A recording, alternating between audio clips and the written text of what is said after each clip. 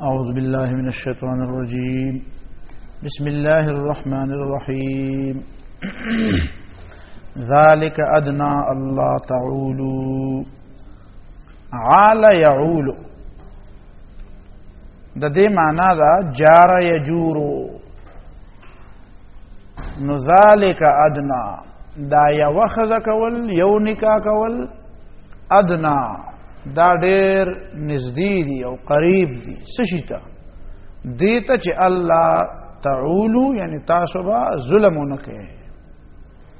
زګه چې یوې سره بسنه ظلم کوي بیا هغه به چې بلینو ته وې چې دا خدا او دا نه دا خنو بیا چې دوینو ته یو طرف ته مایل کیږي نو دا قریب ده دې خبره ته چې الله تعولو یعنی الله تجورو ابن جریر طبری په دې کې یو حدیث هم پیش کړی دی چې الله تعولو معنا دلته دا الله تجورو اصل کې عالا يعول او اعال يعيل په دې کې بعض خلکو ته اشتباه پرې وته ده نو بعض کسانو د دې ترجمه کړی دا ذالک ادنا الله تعولو دا یو خزه کول دې ته ډیر قریب دي چې تاسو به بیا بچی ډیر نه او چې ډیری خزي نه بیا هم بچی ډیری نو دې وې دا معنا ده الله تعولو چې بچی بم ډیر نشي چې ډیریږي نو یوینم ډیریږي او چې نه ډیریږي د ډیرو نه ډیریږي خدای خو خپل نیت کار کوي دغه وایي چې بچی ډیر نه دی پکار نو ته وایي چې دا معنا والم نو د دې آیت معنا بداشي چې بچی ډیر نه دی پکار لیکن په قران مجید کې نور آیاتونه خدا شي دي چې خلک ډیر پکار دي واذکروا اذ انتم قلیل فکثرکم لګوي نو الله تعالی وایي ما ډیر کړی نو دا ډیرواله خدای الله تعالی نعمت ته دا چې په حدیث کې راځي چې تزوج الودود الولوده هغه خاندانونو کې ودونه کوي چې په کوم کې بچی ډیر پیدا کی فإني مكاثر بكم الأمم نو څه مطلب دی چې ستاره د خبره معنا ده چې الله تعالی او پیغمبر متضاد خبرې کوي نو ته څنګه دا وایې چې د تعولو دا معنا ده دا بدبخت دا شته په دنیا کې اوسنی په دې اوسنۍ زمانه کې هم دا شی بدبخت موجود دي چې هغه وایي د الله تعولو معنا ده چې تاسو بچی ډیر نشي او په عربی پوېږي نه یو د عال يعولو دا غي معنا ده جار يجورو یو د اعال يعيلو دا غي معنا ده کثیر العیال کېدل اعال يعيلو نو د اعال او د عال فرق نشي کولای او د يعيلو او د يعول فرق نشي کولای او دا لګیا خلکو ته قران بیانوي نو اعال يعيلو اذا صار ذا عيال او عال يعول بمعنى د جار يجور او دقه ترجمه تفاسیر واغشتل لك قرطبي وي ادنى الله تعولو يعني ادنى الله تميلوا عن الحق وتجوروا الله تميلوا عن الحق وتجوروا دته نږدې ده چې تاسو به د حق نه مائل نشئ او ظلم به ونه کوئ دا قرطبي وي جساس وي لا خلاف بين السلف وكل من روي عنه تفسير هذه الآية چې د چانه د دې آیت تفسیر نقل شوی دی په سلفو کې نو په دې کې هیڅ اختلاف نشته چې ان معناه چې د دې د تجورو د الله تجورو معنا الله تعولو معنا دا ده چې الله تميلوا والله تجوروا چې تاسو به مائل نشئ یو طرف ته او ظلم به ونه کوي د ظلم د نه کولو یعنی د ظلم نه د ځان د بچ کولو طریقه بیا اداره چې بیا یو کار خبره ده چې په هغه یوې سره به د گزاري نو بل په مقابله کې نه نو څنګه به بل پرې دی او دا به والي یا دا به پرې دی او بل به والي دا چې ته په دې پوي دارنګي جساس او نورو دوی لا تجوروا ولا تميلوا وهذا هو المختار عند اكثر المفسرين كبير وي دا لا تميلوا او لا تجوروا ودا معنا مختار ده عند اکثر المفسرین او دلته پکې جساس پتا ته ماوي چې اجماع نقل کړه لا خلاف هغه ټول یو معنا ذالک ادنا کشاف علوی عال الحاکم فی حکمه اذا جار عال الحاکم فی حکمه اذا جار دا عال معنا دا چې ظلم یو جار يجور جور ظلم توي جائر ظالم توي کوګ توي وعلى الله قصد السبيل ومنها جائر کږې لارې پکې نو ظلم دغه کوږوالی دی یو طرف ته ور کوږ شي. بیا وآتوا النساء صدقاتهن نحلا ورکې ښځو ته د هغې مهرونه نحلتن فریضې په طور نحلتن د بخشش په طور نحلتن د عطیې په طور باندې دا عطیه ده بخشش ده هبه ده داسې مه وایه چې دا په ځان باندې ته بوج ګڼې چې دا پکې لا مهر په ما باندې مقرر کړو نو دا خو یو فریضه ده ستا دپاره او دا قرآن دا مهر په سړي مقرر کړی دی ورنه دا ذمہ داري خو د دواړو ادا کیږي نو دا واده د سړیم ذمہ داری ده واده د ښځې ذمہ داری ده حاجی بیا اولاد د سړیم دی او د ښځې دی بیا په مورم حق دی په بچو باندې او د پلارم په حق دی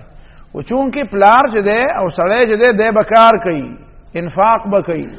نو د باندې دا مهر مقرر کړو او دا وسنی دا موجوده چې لګیاري چې کله سوی او کله سوی چې د ښځې پکې ما دغه نیم دی او میراث نیم دی او دا دی او دا ښځه ولې محکومه کړه وایي چې په سړي باندې دا دومره ذمہ داري راواچولې سړی حاکم دی نو دې معنا دا دی دغه ذمہ داري ډېرې زیاتې دي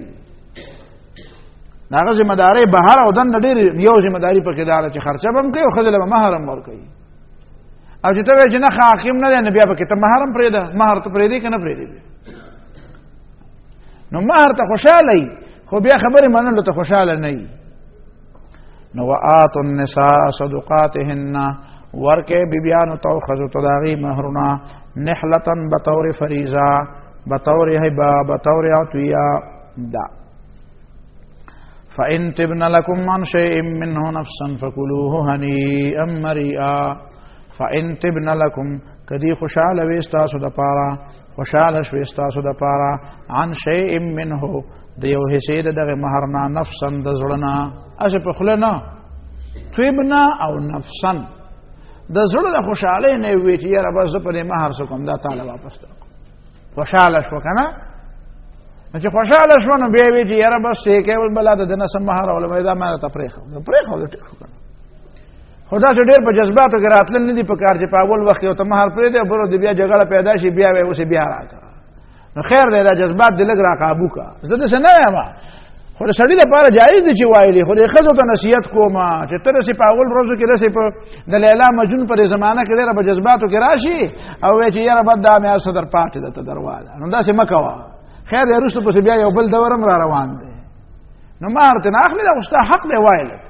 او که خامخا خاوند ته خوشحالی نه د خوشحالولو خو ډېرې طریقې دي خدمت یې کوه خوږې خبرې ورته کوه پوهېږې په خبره باندې د بالښ او د چای او د پیالې او د ناستې پاستې خیال یې ساته د جامو د کپړو د پیزار د دې خیال یې ساته نورې خوږرې ورته که غوسه دله راشي نو خیر دی لږه غونې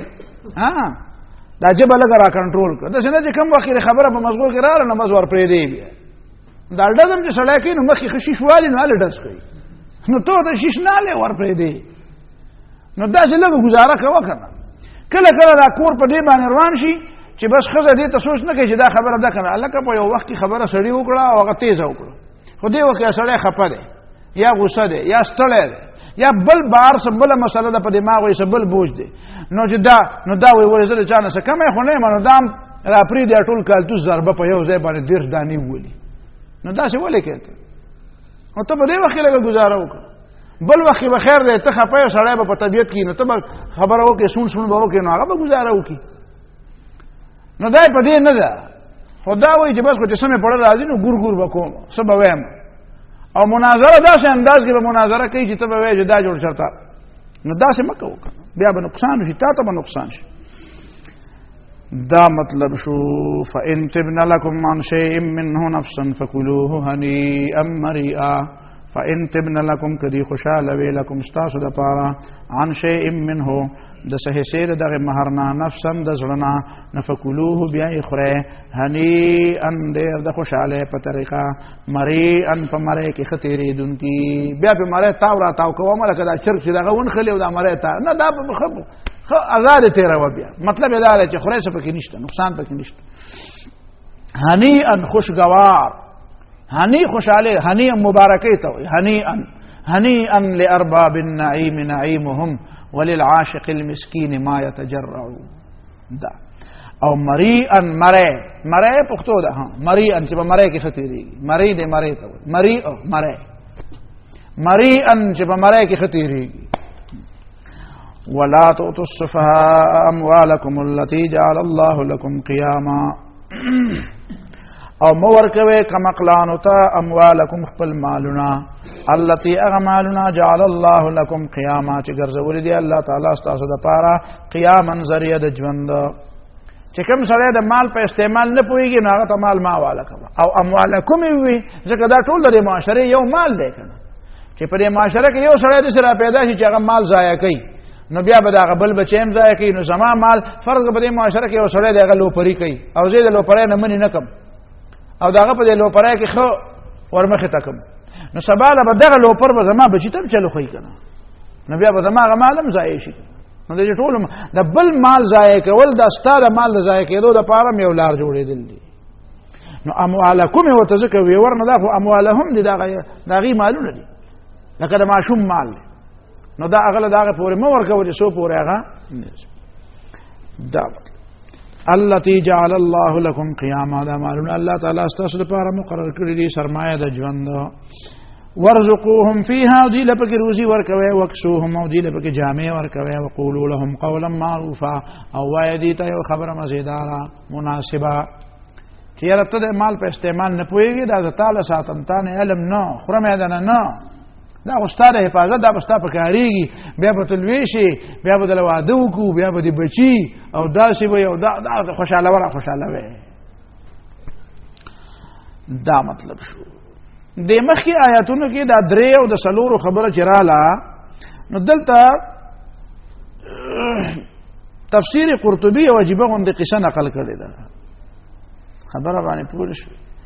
هغه دا وجه عمر ابن خطاب رضی الله تعالی عنہ د خلافت په زمانه کې یو خزر اعلی